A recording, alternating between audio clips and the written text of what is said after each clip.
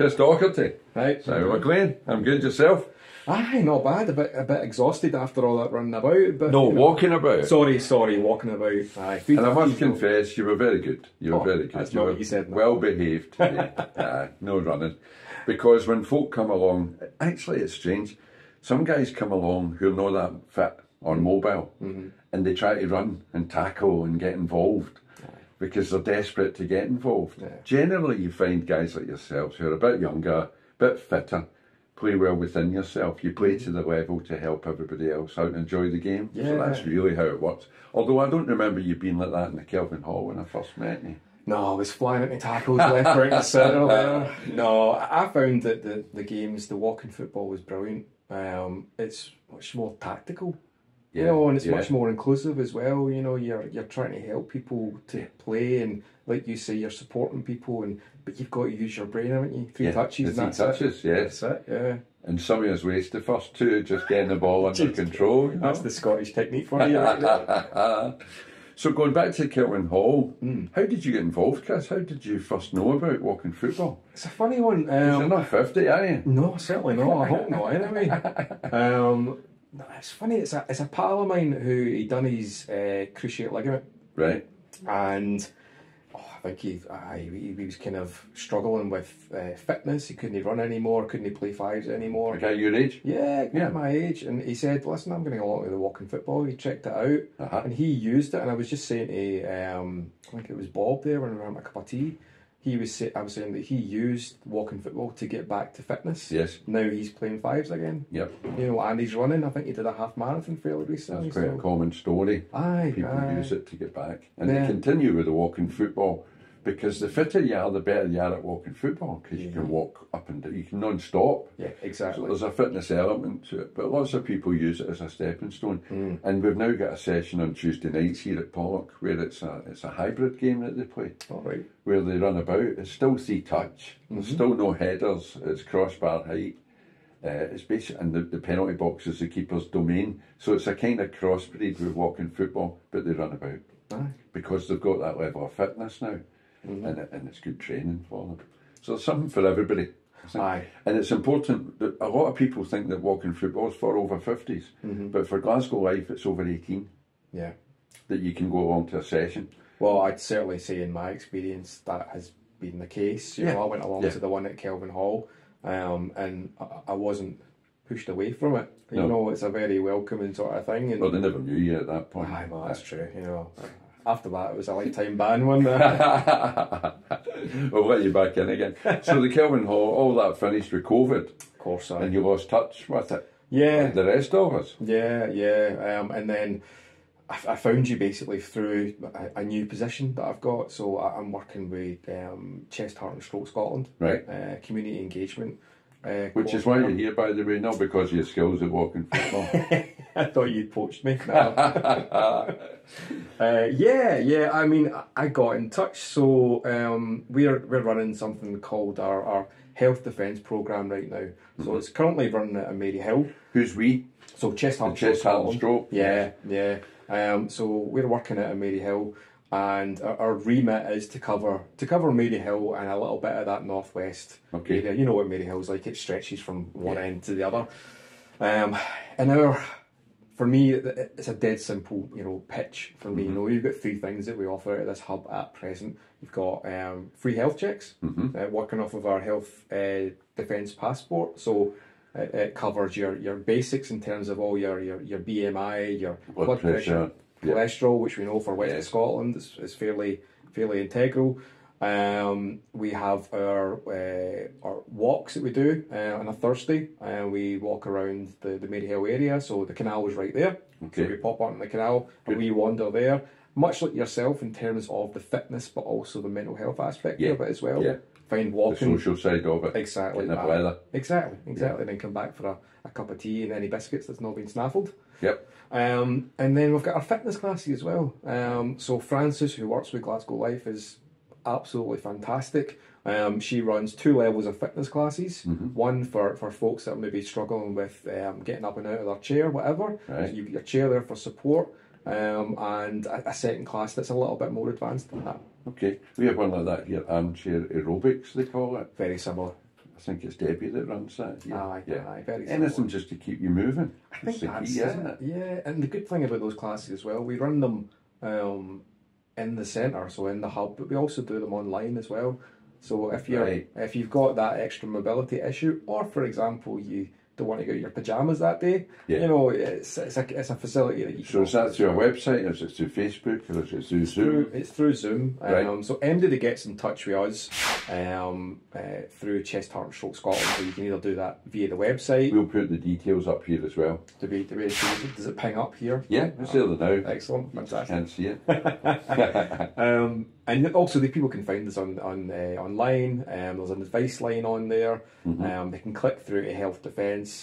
Anybody that you speak to in Chest, Heart and Stroke Scotland right now is going to push you in our direction if you're interested in doing things. So Health Defence is an initiative by Heart Stroke and Chest, Heart and Stroke Scotland. Okay, that's your programme. Yeah. Is it just the north of the city? Is it just Maryhill?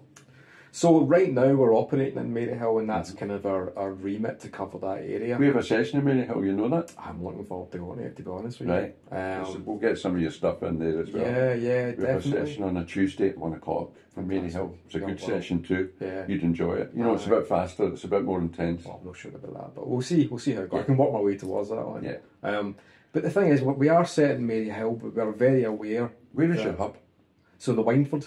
Yes. Yeah, you know Wynford Estate. Yeah. So we're in the estate. You know the old school. I do. Aye. Is that what it is now? Partly. Okay. It's a brilliant wee space. Yeah. And they're trying to do a lot of good things. There's a lot of organisations in there, so some really cracking. It's a great spot, right? The heart of the community. Yeah, it really is. And like I say, you're right next to the canal for walks. Yeah. And I'm not sure, where is it you play football up there? It's in the Glasgow Life. It's across from the old police station, the actual police station. All right. It's the sports centre. Oh, I know it. It's a dead end, the one that it's in. Yeah.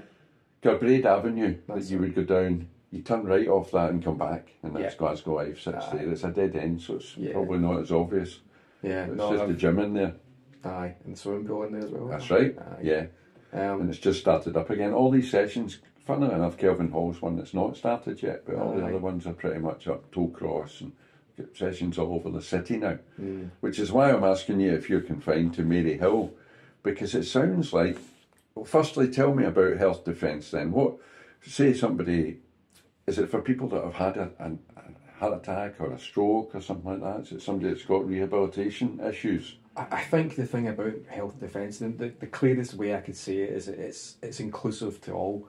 Okay. You know, so it is for people that have had, our conditions, chest, heart and stroke, but it's also a preventative measure as well. Okay. So it's about signposting people at those early stages and saying, right, okay, well, in our checks we have maybe spotted that perhaps your cholesterol's a wee bit high. Yeah. Maybe it's time to speak to the doctor. So there are warning signs. Certainly. We don't like to talk about these things, do we? We're not good at talking. There are warning signs. People generally don't just have a heart attack, just at random. It's not a random thing. No. Or a stroke for that matter. No. There are warning signs beforehand, in most cases, that we should look out for and have monitored regularly by your GP or whoever. Yeah. And those are the things that you mentioned then. Yeah.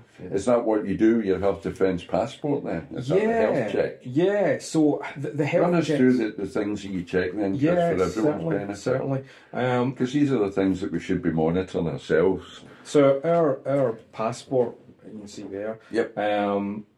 What we aim to do, is run through the what you'd expect from a health check, in terms of weight, BMI. Okay, so if I came over to Maryhill, because I like to know what things are before I recommend them to someone else. Of course, yeah. So I'll probably come over, arrange it with you, and go through the process and get a health check. Yeah. Does none of we us can any interview harm. you, we can do that as well. Aye. Have you got a... No, but... Good there all day. So what am I going to get checked when I'm there? So yeah, I mean it's a list, of your weight, BMI, waist, blood pressure, heart rate, and cholesterol, so it's those kind of important things, but or sort of medical things, but for me as well, where it's certain things as well, looking at your diet, activity, mood. So it really is, it's a holistic look at health, much the same as you do here. much the same as a lot of people are recognising now that it's not just your physical health, it's your mental health that is so important as well. And we offer 3 checks on that. So we say 3 checks, but I mean, that's what fits on the page. Yes. And the thing about it for me, this is a great thing for me, is it's not a case of doing 1 check and then saying, right, back in 2 weeks for your next check. Because we all know if you perhaps have got maybe some weight to lose and you don't lose weight in that 2 weeks. Yeah, but discouraging. Exactly. You know, so it's a barrier that puts in place. When are you ready for your next health check? Yes. You know, when do you feel as if, hey, I've made progress here? Yeah. And we all know as well that it's simple, small steps as well that can make a huge difference. You know, coming along to a walking football session once a week, starting from 0 and moving to that is so much better than not doing anything at all. Yes, exactly. So, I mean, that's fantastic as well that Kevin, who does our checks, has worked with the fitness side of things for years now. Right. He's brilliant, and he's great at just sitting down and talking to people. I don't know about you, but see, when I leave the doctors and they've said, right, your blood pressure is X over Y, I'm out and I forget what they say, and I don't even know if that's a good thing. You know, a high score for me is a good thing, you know. That's right. But let's face it. And all the questions that you should have asked, you think of that night at home, or she tells you them. Exactly. What did you ask that? No, I didn't ask that, just in case. Yeah. So it really is, and it really is about spending time. So for us, it's not just about getting people in the door, out the door. Right, we've got 10 checks done that week. If we can have a qualitative amount of time with somebody, sit down, help them build up that wee bit of trust, and help them to make decisions. Yes. Based on, you know, slight changes or whatever it might be. Exactly. Or to discuss it with other people, just to explore the possibilities. What I've discovered recently, I've known it all along, but sometimes you know things without realising it. Through doing this and through doing other work that I do with, about drugs, changing the drugs laws and things like that, is that we kind of abdicate responsibility for a lot of things, like the health service. Yeah. So you go for a GP check, you don't understand what was said anyway, but you've been. Yeah. So if there's a problem, they missed it, it's their fault. Education, your kids go to school, come back, the school's doing its job, hopefully, and you take nothing to do with that process. I think there's a change going on, especially with the NHS, that I perceive that we need to be much more, there's an old saying, the squeaky wheel gets the oil. We need to be much more hands-on about our own health and our family's health, and go and ask the questions and get the information. Certainly. Because nobody's going to come and tap your door and say, you've not had a health check for a year, big man. Come and get your blood pressure. Nobody's going to do that. No. But we sit waiting on them. And I think there's also that element as well of people going, I don't want to bother them. You know, I don't want to know. I don't want to know, but what I really like about the health, especially COVID, it's I don't want to bother them. I don't want to take up anybody's time. Exactly. You know, there are people that are far worse off than that's me. Right. That's the classic. That's it. But you're right. You know, there is that element of taking ownership about it, and I think it's empowering for people. Yeah. Because if you've got it written down, I see if I've not got it written down, so I mean, I'm the same. Unless my partner's letting me know. That's what my diary's doing. But it's that thing, if you've got it written down, you can refer back to it and you can go, oh, wait a minute, I'm seeing progress here, or I think my cholesterol's a bit high, I should maybe go and actually see the doctor about this.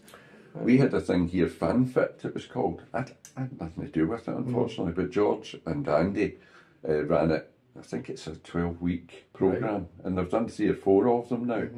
And you need to be certain criteria. I think you need to be over 60. I can't remember what the criteria is, and a certain weight and whatnot. But everybody I've spoke to that went on it loved it. Yeah. Because it's not an intense thing. It's a fun, it's got to be fun. Aye. And there's a monitoring going on as you go along, but you can see the progress and start making changes. Davy Brown, that was there today, he went on it, and Tommy Twigg, who Tommy couldn't get to go and work in the ships because his blood pressure had gone high, and he's had a stroke in the past. So he needed to do something to correct that. He's going away in the ships next month, so the month after. Because he did the programme and he's made the changes that he had to make to get that wee bit fitter, get his blood pressure under control, and he can go on with his life. No, I mean, that's ideal, and it's where I kind of see a fit with chest, heart and stroke, the health defence with the walking football as well, because let's face it, if you can make exercise fun, yeah, then you're going to get people engaged with it. And what is better than kicking a ball about for an hour? For most of us, nothing. Yeah. I know, that's it. And there's a social aspect of it as well. There's benefits to mental health. You get a free biscuit. It's not free. It's not free. But somebody's got to pay for the biscuits. I don't want you flooding this place with people just for biscuits. He'll have keys at the door. COVID was a fantastic example of that. There was a desperation for the guys to get back mixing again. Yeah. Just sharing. It's how this started. Was because of the lack of community between us. Because we were coming to play football and then going away in separate cars. And we couldn't come for a coffee. We couldn't do that. Yeah. So I started bringing one at a time in to do an interview, just for a laugh. But what a feedback I got, because people were saying, oh, I didn't know that Chris did this and he did that and he did the next thing. All that socialising wasn't taking place. No, of course. It's fine now. You hear the buzz next door every week when we come in at 1 o'clock. Yeah. It makes a huge difference, doesn't it? I think you're right, and we noticed that as well during the pandemic, that people need interaction. Yes. With chest, heart, and stroke. I mean, I'm involved with the health defence side of things, but they do obviously do a number of other things. Yes. And one of the things that started during COVID was their kindness. So their kindness project, where they reach out to people that are struggling. They reach out to people that are maybe confined to the house and do them and sync them up with volunteers who have a weekly call with them. So it's that inclusion aspect. Or a platform, a social media platform that we can all share in. Exactly. There's something we've noticed with the sporting memories and with other things, that during COVID, although we couldn't get together, we could get people more remotely involved who maybe don't live locally and could never get into a meeting, maybe for mobility reasons or health reasons. But because we were doing it on Zoom or whatever, those people could get involved. Now that we're back meeting again, those people again are excluded. So what we're looking at doing next door is having our session that's on just now, and you maybe noticed the big screen up in the corner. That's going to come down, and we can have a Zoom session at the same time for people more remote that can join in.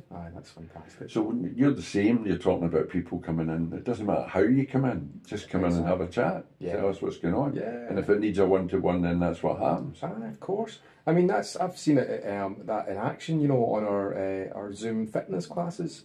So, Francis does the Zoom fitness classes. I joined in. I've only been with the charity for a month, but I thought, I should see I should take part in everything that we do so that I know what's going on about it. And Francis did a chair session, so I joined in from the house. And it was brilliant, and I mean, it was a bit of a laugh because I've got a daft wee dog, so a wee Podenco, a wee rescue dog, and she had no idea that I was on a call. She was joining in as She was biting my feet for the duration of it, jumping up, but a wonderful thing came out of it.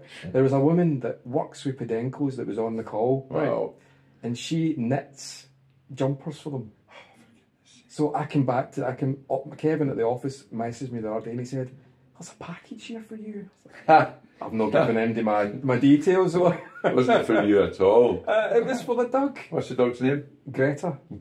Well done. She's knitted a jumper. She tried it on yet? No, I'm going to pick it up tomorrow. She's knitted a jumper in chest, heart and stroke colours.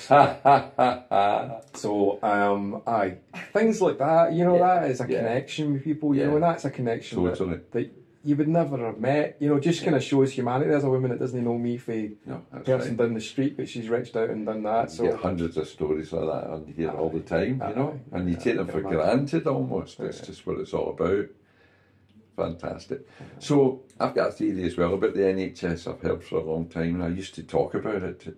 I can't remember what environment, but that we get ill, and then we go round the bend in the river. We're all playing in the river, and we get no well. And once we go round the bend, get taken round the corner of ill health, the NHS are waiting for us round the corner. And that's kind of the model in my head, that the NHS is there for us after the damage is done.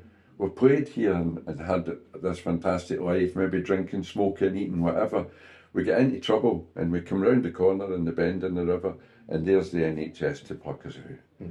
We've had a wee scare in the last couple of years because the NHS has not had enough people to pluck everyone out of the water at the right time. because of the stress that it's been under. But what we're talking about here is important. It's about not getting in the water the same. It's about not waiting. Not dive bombing it. Yeah, not waiting until you turn that corner. Take some responsibility here at an earlier age and prevent all that heartache and trouble, or at least stave it off for a lot longer. And I think for us that we same as yourself, you said you've recognised that people are looking to do that. Yeah. So we are trying to provide access to that. Right. Because wanting to do it and being able to do it, or That's you know right. yourself, is two different things. You know, the means Of course. available to a certain community are different in different areas. Yeah. So I think with our approach is we're saying, right, yes, you know, if you've had a condition that we primarily work with, of course this is open to you, but it's open to everybody. You know, it's open to everyone to Out come with up. Mary Hill. That's the next step. You know, Right. so right now, yeah, we will offer outreach to areas out with Mary Hill. Or signpost them towards Or certainly a signpost them similar operation. without a doubt. But I think the long-term aim, certainly the long-term desire, Yes. is to offer this across Scotland, because I think it is a valuable service that Is it all financed by Chest, Heart and Stroke then? I believe there's. You got me in the finance thing, didn't you? Right, okay. But I don't know for sure. Okay. But certainly, enough. I believe that from this one for sure is part funded with Glasgow City Council. So it's maybe a pilot of some sort. It's maybe a test essentially- the water. Yeah, essentially, yeah. Like the Fan Fit, because I know that had finance behind Aye, it. It was linked aye. to some kind of funding, Yeah, which has got to be. yeah. I mean, that's it. But But certainly, what an investment it is. the feedback, and I think that the scary thing is the feedback that we get. You know, that in terms of areas that are saying, "Is it available here?"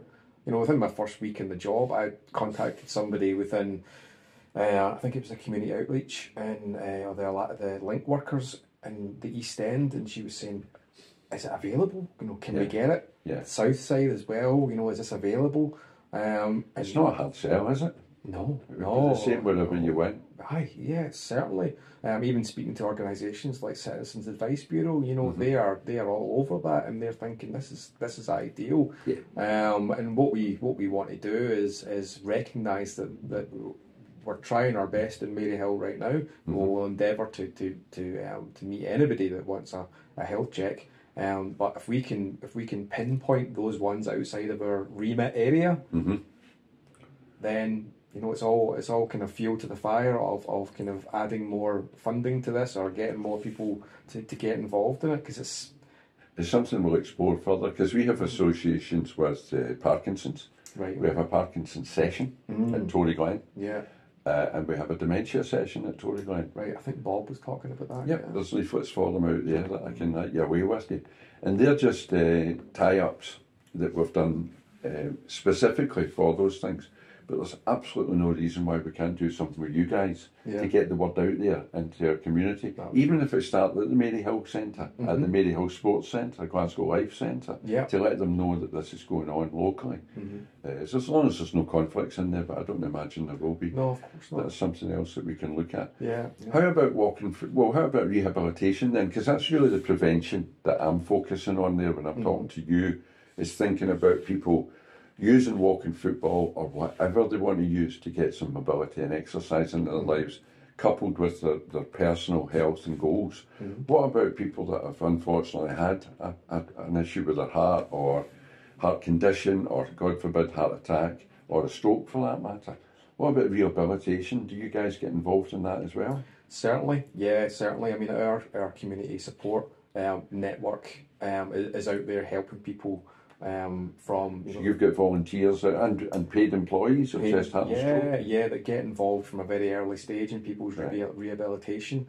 And there's support groups out there, peer support groups that we're involved with as well, that do a lot for the community and help them out. In terms of health defence, in terms of the Maryhill Hub, anybody that wants to come along and join in anything that we are doing is 100% open to them. We know as well, obviously, depending on the level of support or the level of the ailment that you have, different abilities. Of course, but we are geared up to support everybody on a person-centred level. Right. You know, it's not just a one-size-fits-all. Right, we've got a fitness class on. It's tailored for the individual. Yeah, I mean, much like you do with the walking football. Yeah, that's right. You have these different levels of, like you're saying with the Parkinson's, you know, game, or you know, I heard you speaking earlier on about the kind of the wasn't low impact, but low intensity game, and it's and about. we've got youngsters come along there with their carers and social workers and whatnot. And this is kids that would never.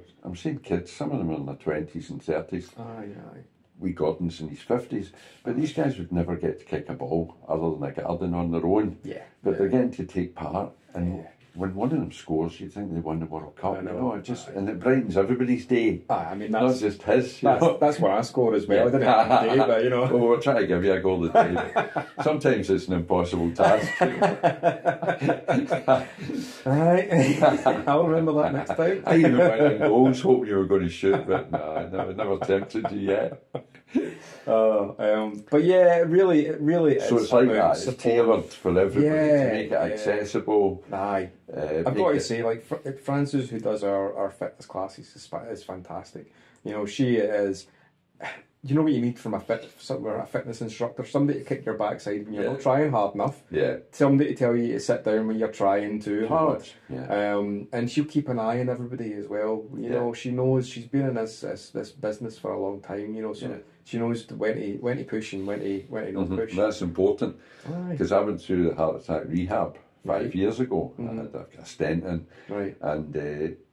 and I was looking to get back to going full pelt again. Yeah. You know, when you used to train, and you probably still can, when you can train properly, and I saw it as properly when you get the big blue face and your heart's going full pelt.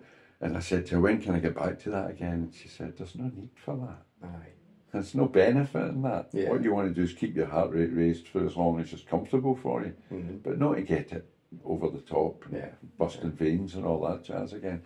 So there's a balance there to be struck, depending on the age and background and current fitness of anyone at all for that rehabilitation.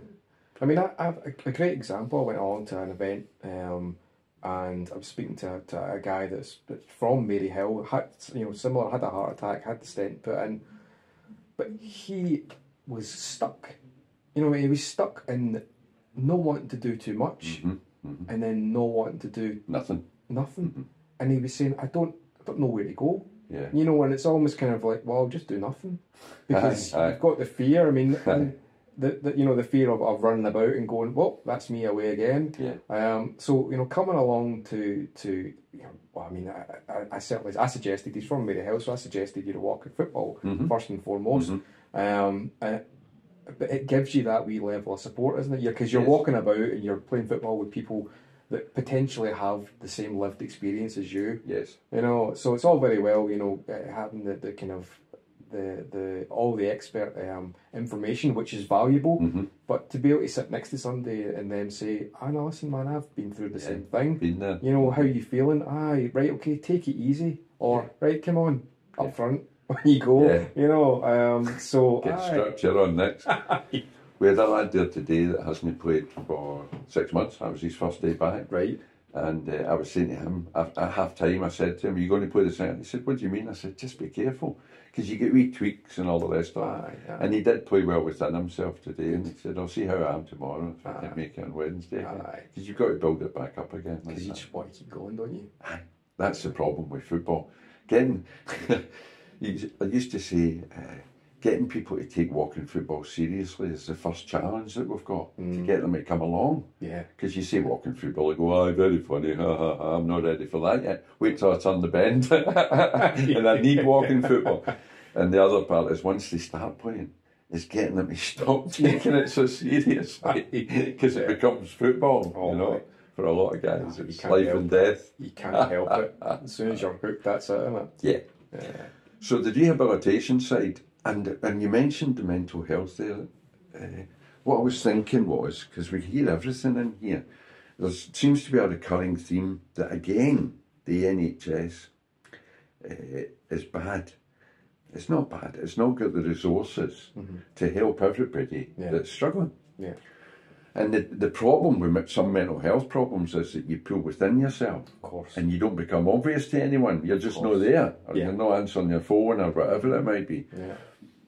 waiting for somebody to come and tap your door and say, "Are you all right?" is a long process. Nobody's coming. Aye. They'll stop phoning after 2 or 3 weeks because they go and get on with their life. Yeah. Davy Brown in here earlier on, he and I both lost our daughters to cystic fibrosis, and we were agreeing that after the funeral and all that, there's a couple of weeks of intensity when everybody crowds round, and then they all go back to their lives, and you're left to wallow in this. Yeah. And that's when people, the point I'm wanting to make here is that you need to go and reach out yourself. Aye, certainly. It's awful hard for organisations like yours to identify anyone. Yeah. They've got to lift the phone or pop in for a cup of tea and a chat. They've got to make a move to get around people that can say, "Come on, Aye. here's somebody that's been through the same." Aye. Or That, worse, or- that wee bit of experience and that Yes. wee bit of kind of...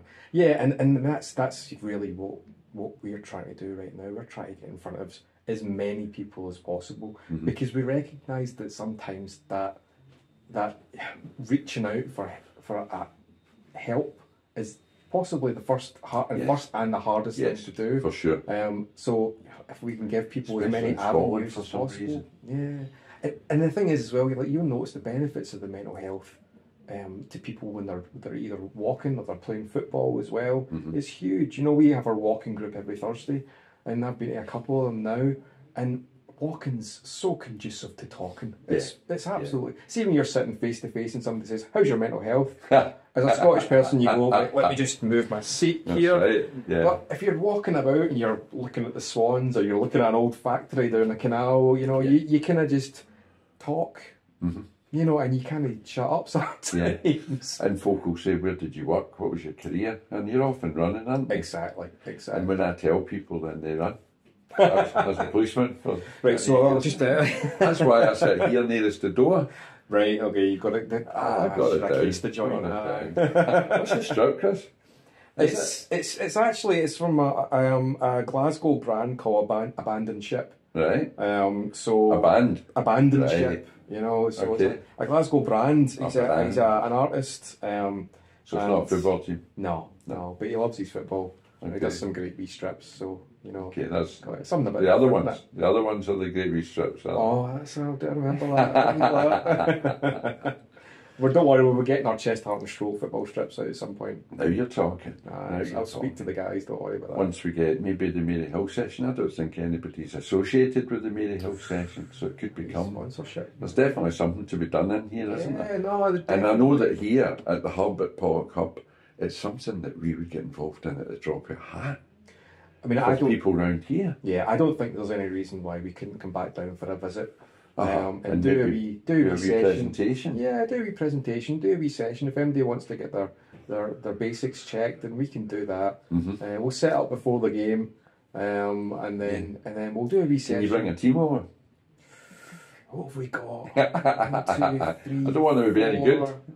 I'm sure I could bring the missus in. What about the dog? Do you accept dogs? No bother. Put his coat on. A wee Spanish That'll be the warlord. strips.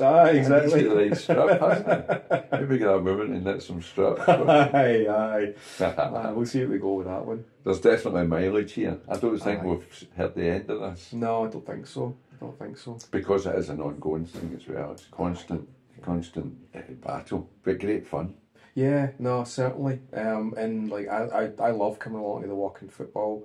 It makes sense for me to join up to associations or to groups that are trying to do good things in the community. And I've got to say as well, like, I've only been working with Chest, Heart and Stroke in Maryhill for a month now, but everybody that I've spoke to in Maryhill is on the same page. You know, they cover such a wide range of issues and people with certain needs and everything, but the core ethos is helping people out. Yeah. And if they can't help them specifically, then they go, "Oh, listen, I know about 5 people who can help you," and ping, and all of a sudden you know that somebody's chapping your door because they've been sent over from X organisation or Y. You know, so it's great to see. Yeah, it's heartwarming actually. Yeah. And the more isolated you become from the real world, you can get very cynical as well with what's going on in the news and what's going on in the world. Another murder last week and down in London, all that kind of stuff.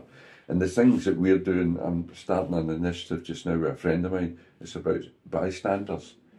And it started off really talking about police officers with the murder last year.